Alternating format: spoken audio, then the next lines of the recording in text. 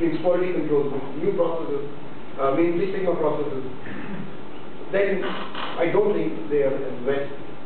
Make no mistake, this is not an end game. This is not going to stop here.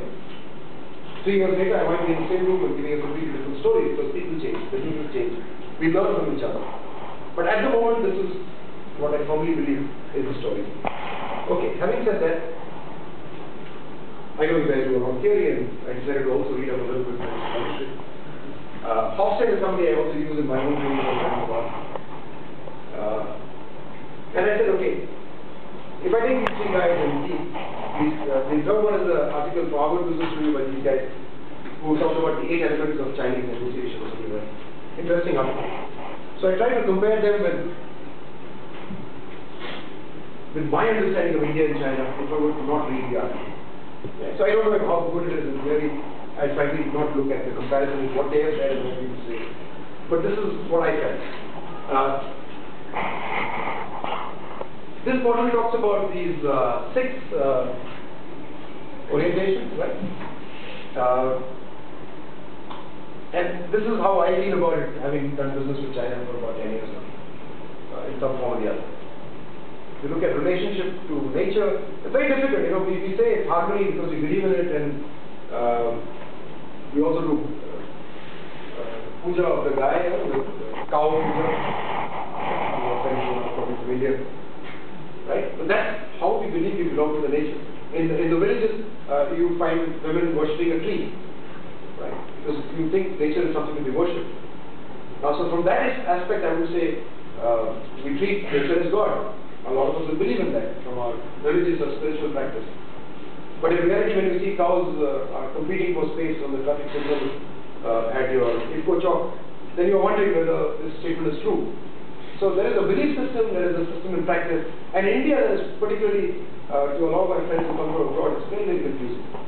Because they hear me talk about something else, they hear other people talk about something else, and in practice they see something which is completely opposite. It's not that you are shamming it, it's not that you're pretending it, but I guess we are so large, you know, that everything is true. Some of us are harmonious, some of us feel it's God, and some of us think it's nothing to be cared for, just deploy it. So all of that is possible. But okay, as a generalized statement, I think we found a little with harmony, but in China I find with industrialization, especially in the last 20 years, in a lot of things they're treating it also from a position of mastery, where they think that they can control nature, and they have done that in a lot of ways in terms of infrastructure.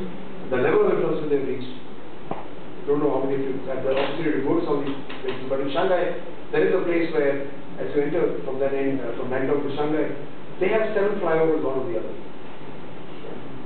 So when you look at something like that, how they have solved traffic problems, it's like our already available, I think they have not even 2 levels, it's actually 1 level, it looks like 2 levels. But you can imagine there are 7 levels like that. Not a metro, it's just pure cars that are running through this. So it's just 4 meters, largely 4 meters. So you have 7 levels of that. So they have, in a lot of ways, defined, if it's a port, the port has a certain capacity, they've done so many things, they have changed completely what that port can handle. The airport, they've done that. So the factories, they've done that. And the fact that they're not a democracy helps. So I know many instances, some of my colleagues in the business whose factories have been moved within a month. They're given place somewhere else, but they have to move. So I would say, you know, it's between harmony and mastery. Time orientation, I think in India, yeah, it depends on what age you are at. I have a lot of colleagues in my business, even today in the electronics conferences that we have, they still are talking of the past, and they're still talking of the good old days where 85% was the duty of the capacitor. And they somehow really wish that it would come back. So I'm amazed that after 20 years of this happening, they've still not moved on. And a lot of us, I think, are still looking at present. Unfortunately, I don't think we are very future-oriented. If you look at businesses specific, you know, not many of us are planning large companies, I don't know, but SMEs, they are still in a struggle, survival mode. Very few are looking at what will happen in the future, how can we serve, what else will be the next thing. In China, I do find now a lot of people are looking at a little more at future than we are in India. Basic human nature, okay, that's a complicated one, I won't get into that. But I do find that the Chinese can be, maybe because the fact that they can eat anything that moves, you know, maybe that's my bias. But I do find that even in business they will take very harsh decisions. So if it's chopping off 100 people's jobs, we are far more emotional, I think, in India, at least at this level, than they are. Okay. Some activity orientation, I don't know, relationship. Like I said, yeah, they have, of course, a very strong sense of hierarchy. In Indian companies, contrary to what we believe, at least in the private sector, I think we are very group oriented. Sometimes very, very individualistic. Some one guy is trying to take the trophy for all the ideas there. But we're not so hierarchical anymore. Calling your boss by first name, for example, is becoming very commonplace. And yeah, what happens is, like, of course, in a company like ours also, they would treat me at a level of equality plus. But the chairman, that's my father-in-law, who's still active in the business, he's of course treated as a father figure.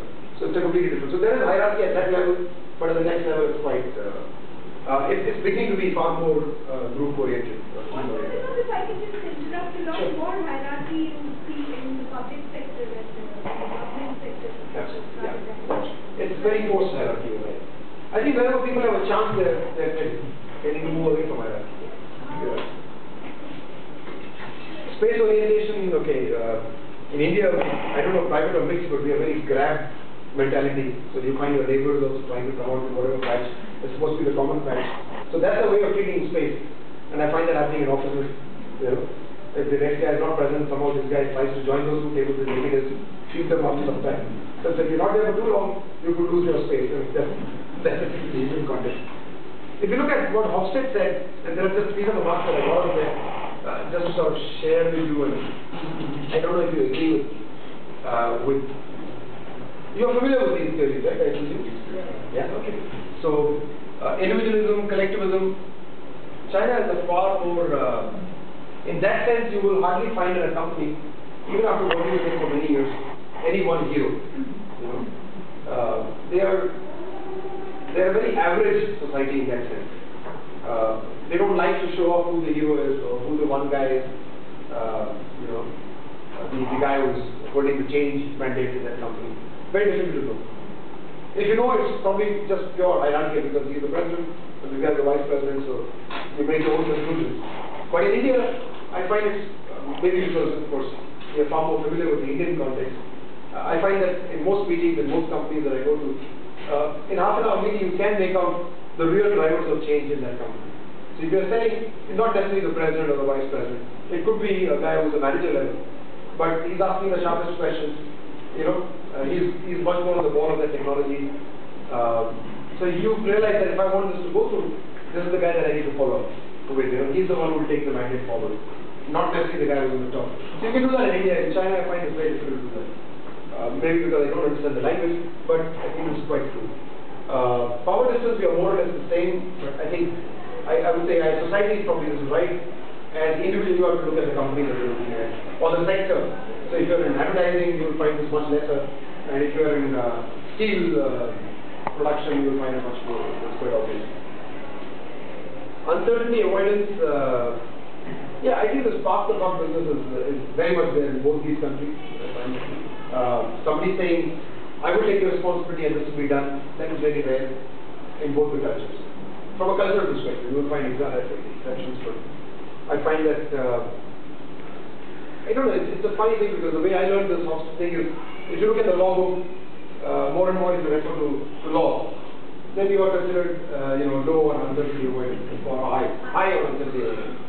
But I find in India that all of us in business don't look at legal books at all. You know, I mean, I get a whole lot of labor reporters, labor law reporters, Supreme Court cases, excise cases, sales tax cases. I'm not going to spend my time. My immediate context is, so I call my excise manager and tell him, this is the kind of business I'm planning. Is this legal or not? You know, and then most probably he come back and says, no, I found a clause under which we might get into trouble. Then I say, you know what, your job is to find a way out of it. Yeah, so please find a way out of it legally. In some cases, there is to help with legal. We are trying to be a little more conservative. We say, but there must be a way. Now this guy's job for the next 1 week is to find some specialist who's found that little loophole. So it's still legal, but it's sort of quasi-legal. And that's our way of looking at it. So whether you call it uncertainty avoidance or not, I don't know. But a businessman says, my job is to do it. I'm an entrepreneur and I don't take no for an answer. And I have to find a way around it.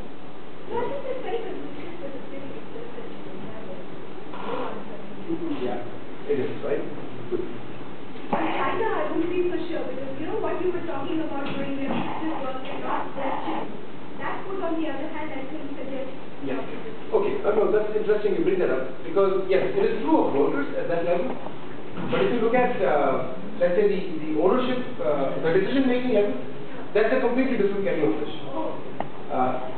Most of them are people who have connections to the party, and are in very good standing. So these are the people who are, they won't break the law, but they take a look at it and say, how expensive is it for me to go against this? And to that extent, they are a little more fair, because they're not a very large business, you can't turn things around. You can't change the law, let's put it that way. So they are a little more scared of the law than the Indian businessmen are. But they break the law as much. I think that's it. On this we are fairly, again, Mastery Committee, we are fairly similar. This is something which I find a big difference also in real practice. I met up with a gentleman who has been an ex-ambassador from India in China, and he had something very interesting on this to say. And he said one thing that struck him, he was there 20 years ago. And he says one thing that struck him about the Chinese was that they were very long-term thinkers. And he says even, he gave me an example from foreign policy or domestic policy. And he said this whole issue of Tibet that he hears so much about, he said in 10 years you will find it will disappear. There will be no such problem anymore. And he said this, he has read it and heard about it when he was the ambassador 20 years before this. And then they had started planning, they said, okay, we have a problem. Not Tibet, but we have a problem in the form of Dalai Lama, as an example. Now, as long as this guy is alive, this issue will remain hot. Let's plan for when he dies.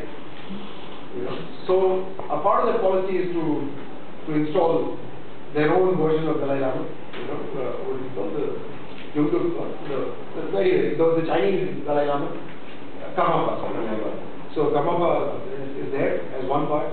What they have also done is taken a lot of projects in Tibet from all the other provinces, funded completely by the center, so to speak, where they have to, the minimum conditions I think was it has to be a project which has a very large social implication, huge school or college, university for example, or a big bridge, dam, a whole irrigation project.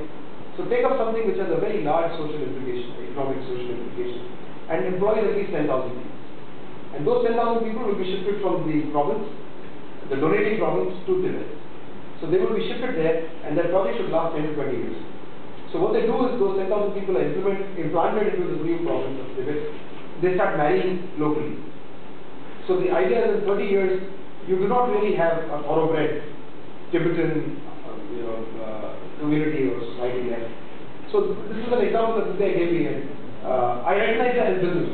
When you talk to these people, you do see the sense of very long-term understanding. So, and which is probably which gels with the fact that they are having these long lunches and dinners with you, because they couldn't care less if they're doing business today or tomorrow. They have learned that. As Indians, we are still very impatient because am I striking this deal or not, or is this day a waste? But they have gone to thinking about this way beyond that. And they say we don't care whether it happens today or not. But when it happens, I want it to happen with this guy for the next 30 years. Maybe that's the back of their mind, I don't know.